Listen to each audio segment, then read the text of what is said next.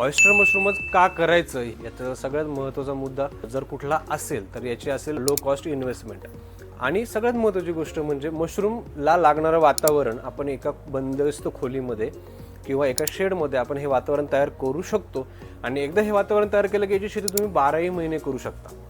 दुसरी महत्त्वाची गोष्ट म्हणजे कमीत कमी जागेमध्ये खूप जास्त मोठ्या प्रमाणात तुम्ही त्याचं प्रोडक्शन घेऊ शकता. तुम्हाला बाजारामध्ये कॉम्पिटिशनमध्ये किंमत चांगली मिळते आणि एक चांगल्या पद्धतीचा नफा ह्या व्यवसायातून तुम्ही करू शकता.